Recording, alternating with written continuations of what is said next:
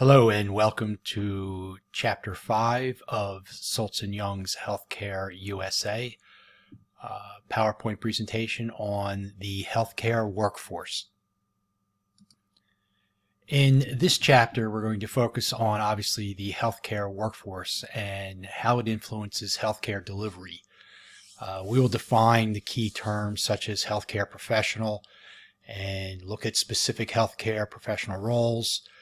We'll also discuss how interprofessional education, practice, evidence-based practice, and clinical practice guidelines influence the delivery of healthcare services. And we'll identify the four primary mechanisms through which healthcare professionals are credentialed and regulated. We'll then examine the evolving roles of physicians, nurses, and other independent healthcare professionals and allied healthcare professionals.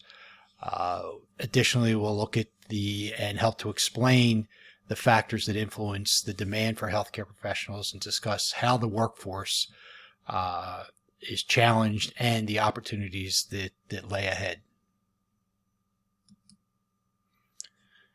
Under key concepts, we'll look at obviously healthcare is one of the nation's largest and most important industries. It has close to 20 million Americans employed in the sector.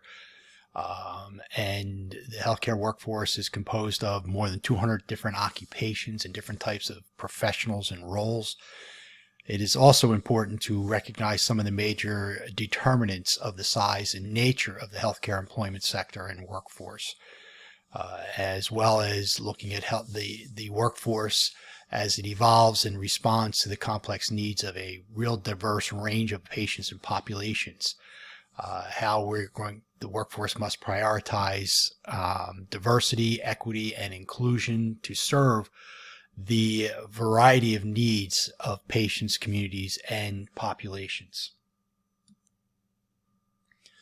Figure 5.1 provides a visual look at the subsectors where various health professionals work. As noted, 40% or approximately 7.7 million work in ambulatory care, a number that will surely rise as more services are shifted to outpatient and ambulatory settings. Hospitals make up 23% or 5.1 million of the workforce, with social assistants coming in around 20% or 3.9 million, and nursing and residential care facilities comprising 17% or approximately 3 million employees. When we look at the projected growth of the sector, we see healthcare workforce is expected to grow by about 15% over the next 10 years. Increase in 2.4 million jobs over this time period, far outpacing the average growth of any other occupation in the United States. Average income of a healthcare worker is in excess of $68,000 compared to about $40,000 of other occupations. Workforce continues to evolve in response to population demographic shifts, health trends, the political economics, environmental, technological, and regulatory factors all contribute to the workforce and how it is evolving and how it is actually growing. New technology will also create new health occupations and professions. Some sectors will expand while others will contract. These new occupations will require obviously greater specialization and technical competence as we go forward. The increasing specialization and complexity of healthcare requires that all disciplines work in a collaborative fashion in order to offer safe, effective, quality care at a decreased cost. Such collaboration creates a team approach to patient treatment.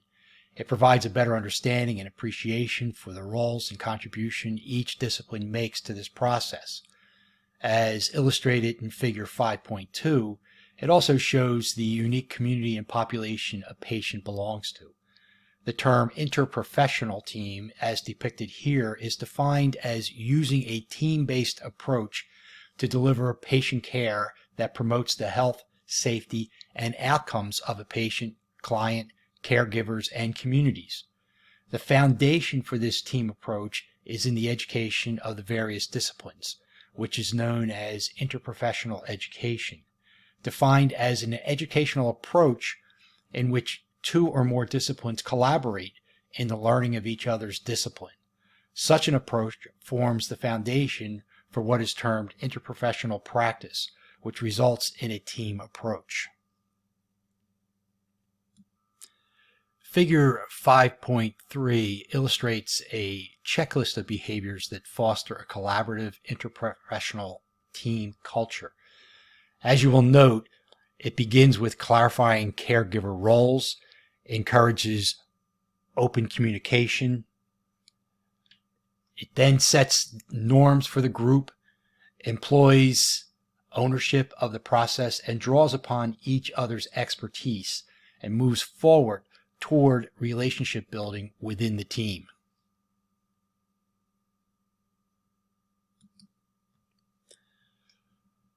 One of the basic tenets of the team approach is a term that I'm sure many of you are familiar with, and that is evidence-based practice. This concept emerged in the 1970s, 80s in response to data showing wide variation in the application of medical procedures performed in different parts of the country. Such variation really caused questionable, inappropriate, and unnecessary tests.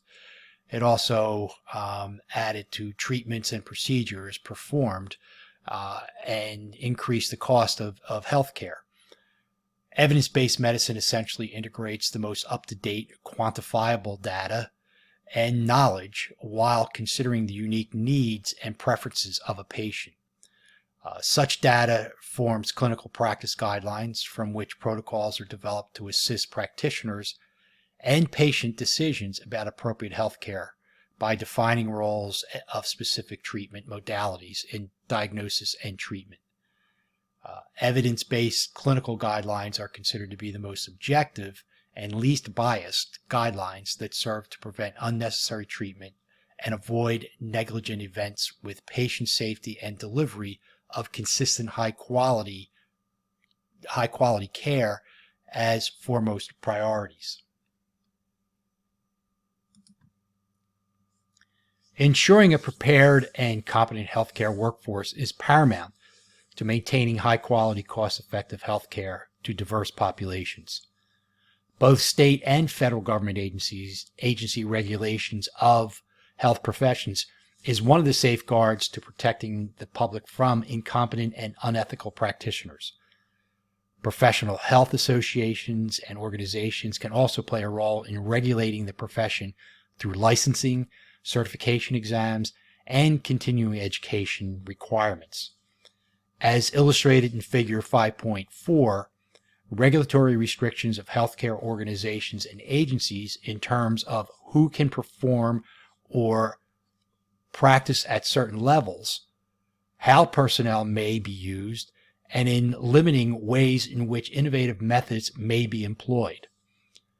With the rapid change in healthcare delivery, some states have revised their credentialing systems to offer more flexibility to various professions. As the pandemic has revealed, much more needs to be done in these areas. Given the increased complexity of all licensed professionals, their educational roadmaps, ongoing training, and credentialing processes, I'm not sure why the physician component was the only one highlighted. That being said, here is the roadmap, which could be one example of how others travel in gaining their training and professional credentials. The field of allied health professional has grown exponentially over the last decade and will continue to grow into the foreseeable future. It represents a varied and complex array of health professionals that support, complement, or even supplement the functions of physicians, nurses, dentists, and other health professionals in the delivery of health care. It can provide direct or indirect patient care. Health allied professionals can also assist in the environmental control, health promotion, and disease prevention areas. They represent approximately 60% of all healthcare providers. Advanced technology has contributed greatly to the expansion of the allied health field, especially in the areas of diagnostic surgical, and therapeutics. As figure 5.7 illustrates, allied health professionals can be classified into 4 different categories: technologists and technicians, therapeutic science practitioners, behavioral scientists, and support services. You will find greater detail in the text, but figure 5.8 also indicates the many factors that influence the demand for various health professionals. An aging population, the nature of a disease, and types of treatment can create a certain demand for professionals. The need for physician extenders will continue to increase as more services are required. Advanced technology and drug therapies will require more specialized and highly trained professionals. In addition, the continuing shift from hospital-based care to ambulatory and home-based settings require a different set of clinical and technical skills. And lastly, as indicated on the slide, the corporatization of healthcare through reduction of solo practitioners, new payment models, and hospital consolidations will continue to impact the workforce. Even with all this uncertainty, the demand for qualified, competent workers will continue to rise. Here ends the PowerPoint presentation for Chapter 5. Thank you.